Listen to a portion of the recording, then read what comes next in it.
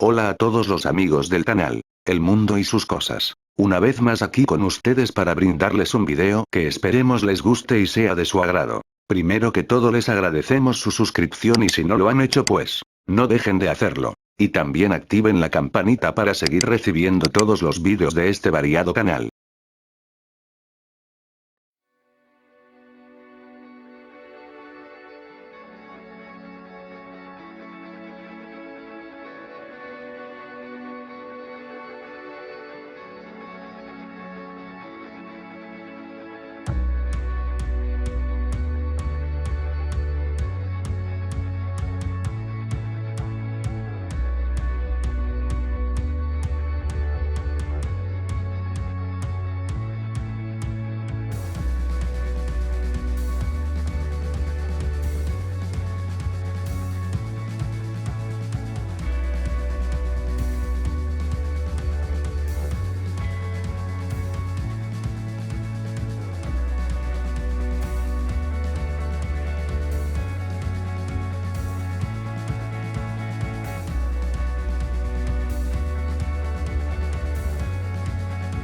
La FIFA y el Fair Play. ¿Qué es el Fair Play en el fútbol? El concepto general del Fair Play, el juego limpio, es pilar del fútbol. Este concepto representa los beneficios que se obtienen al jugar, de acuerdo con la reglamentación, haciendo uso del sentido común y respetando a los compañeros, los adversarios, los árbitros y a los aficionados. Y para ser lo más importante en el deporte más hermoso del mundo, dentro de su reglamento, solo aparece en 2 ocasiones y sin ningún énfasis a su concepto. Y ya esto nos encamina a nuestro primer problema, tipo de violencia hacia el árbitro. Hay varias formas en su contexto que suman a la violencia contra el árbitro y sus colegas de equipo, dentro de un terreno de juego como son, violencia verbal, violencia gestual, violencia psicológica. Violencia física, la violencia verbal es la más típica de todas, y veremos más adelante ejemplos bochornosos de jugadores, sobre quienes tiene que prevalecer la disciplina y el ejemplo, y son los primeros en romper esa mítica y adornada frase que es el fair play. El juego limpio, quienes todo el tiempo están ofendiendo o desaprobando a los árbitros de manera abierta aunque los árbitros tienen la posibilidad de tarjetas amarilla o roja, la FIFA muestra un lado de defensa para proteger a los jugadores, donde tienen que llegar a un supuestamente límite y extremo para poder amonestarlo o expulsarlo. La violencia gestual se muestra en aislados ejemplos, donde muestran a los jugadores haciendo palmadas, o señalándose los ojos, o muchas veces y más grosero, con las manos. Como ademán, de que están recibiendo dinero del equipo contrario, la violencia psicológica es mucho más amplia. Y cada una de estas violencias queda implícito un factor psicológico para los árbitros, que pueden ser afectados en menor o mayor medida, pero normalmente se les refiere al público y los fanáticos, con cánticos o expresiones burdas contra los árbitros. Y llegamos al más grotesco de las violencias, y del cual cada día siguen sumando muchos casos a nivel mundial, donde árbitros han sido agredidos brutalmente por jugadores, entrenadores o personal del equipo técnico, y en muchos casos del público, que muchas veces son hasta padres de familia, sin dejar escapar que hasta mujeres árbitras han sido agredidas por hombres. Todos esos actos de cobardía de estas personas tienen que desaparecer o el fútbol morirá. ¿Quiénes son más importantes para la FIFA? Jugadores y entrenadores o los árbitros. De hecho, no hay ni que pensar mucho en la respuesta. Primero que todo dejamos claro que no es una crítica a la FIFA, es una sugerencia en que tiene que cambiar este concepto y valor, donde lo más importante no puede ser el jugador porque es quien llena los estadios, porque es quien da el dinero, ni los entrenadores, los cuales, en su mayoría, no respeta el trabajo arbitral. Nadie se hace el planteamiento que, puede jugarse un partido de fútbol sin uno o 2 jugadores famosos o de nivel.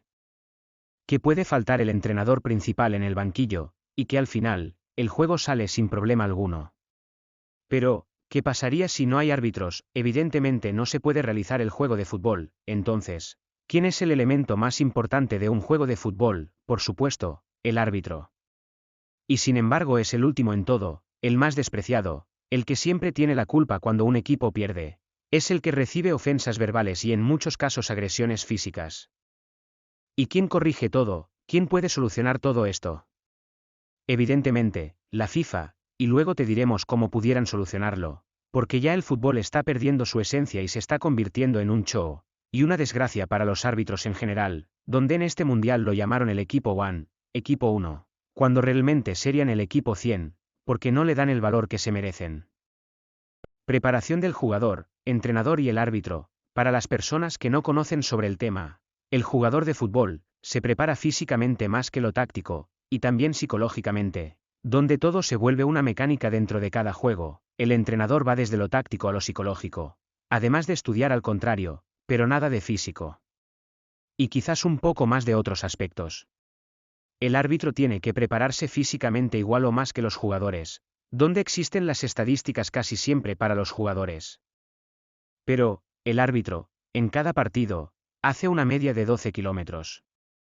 Además, que tiene que estar concentrado en muchos jugadores, ya que hablamos tanto del futsal, fútbol playa y fútbol 11. Donde todos esos jugadores, ya no viven para jugar al fútbol. Y si se han dado cuenta, ya juegan para tratar de engañar al árbitro. Y para finalizar, es el máximo responsable de que sus apreciaciones y sanciones sean lo más justo posible y con la veracidad que lleve. Donde los entrenadores pueden errar y no pasa nada. Donde los jugadores si fallan goles o pases, a nadie le importa. O si fallan un penal, le dan una palmada suavecita en la espalda y ya todo queda en el olvido para los fanáticos y el cuerpo técnico. Pero si un árbitro falla en una jugada, saque de esquina, saque de banda, o sancionó una falta cerca del área o un tiro penal, ahí se acaba el mundo, y en muchos casos no existe VAR, como en juegos nacionales o estatales. Y de allí salen muchas ofensas o agresiones físicas. Y en la mayoría de casos es por acciones donde el árbitro tiene la razón. Y también hay que sumarle, que tanto jugadores como entrenadores en su gran mayoría, desconoce el reglamento. Y que conste, los árbitros sí se equivocan, y hasta con VAR también se equivocan, pero la violencia no es la solución al problema, y tampoco es decir, no pueden fallar porque ese es su trabajo, porque al final, todos se equivocan, pero solo la culpa y la responsabilidad es de los árbitros. Y cuando un equipo esté en desacuerdo con algún árbitro que emita una carta a su competición, y que analicen al árbitro para que en varios juegos no vuelva a trabajarle a ese equipo. La vieja frase del que agrede, el jugador estaba con la sangre caliente. Esa ha sido la típica frase durante muchísimos años, para tratar de justificar cuando un jugador o entrenador agrede a un árbitro. Pero, el árbitro no tiene la sangre caliente, no ha corrido igual o más que ese jugador. No ha tenido que estar más concentrado que ese jugador tratando de no equivocar cada acción. No tiene la sangre caliente de estar todo el juego recibiendo quejas y protestas, de la mayoría de los jugadores en casi todas las jugadas. Por lo tanto no existe justificación para la violencia. Quienes lo hacen son unos cobardes y merecen ser duramente castigados. ¿Quién tiene la culpa que exista la violencia contra los árbitros en el fútbol? Como expresamos al comienzo, no es una crítica, pero sí una sugerencia antes que sea tarde. ¿Quién tiene la culpa de que esto suceda desde hace muchos años y con el pasar del tiempo se hace más doloroso y vergonzoso? ¿Quién tiene la culpa es sin dudarlo la FIFA, es el órgano rector de este deporte a nivel mundial. Y los motivos serán explicados para ver si pueden acabar con este flagelo que deteriora cada vez más al fútbol. Primero que todo, la FIFA es la casa y el ejemplo a seguir, el modelo ejemplar donde todos debemos reflejarnos, pero aquí está el detalle: cuando pasan un partido de primer nivel, vemos en cada jugada que el árbitro sanciona, que hay más de 3 jugadores a su alrededor, y a veces hasta el equipo completo alrededor del árbitro, y hasta en ocasiones, jugadores de ambos equipos. Y para más bochorno, se ven en escena jugadores que son la imagen a seguir por niños y jóvenes, como son Neymar, Messi, Cristiano, y muchos más de alto nivel, que se muestran desaprobando verbalmente al árbitro. Ellos son el espejo donde se miran esos niños y jóvenes, y ese es el primer error que tiene que ser eliminado. Cuando el árbitro sanciona, ya ahí queda todo, nadie tiene que ir a protestar nada, ni a encararlo ni a faltarle el respeto, ni a desaprobar ni con gestos ni palabras. El procedimiento sería: el árbitro sanciona, todo queda ahí, los jugadores lejos del árbitro y a seguir jugando. Así de simple.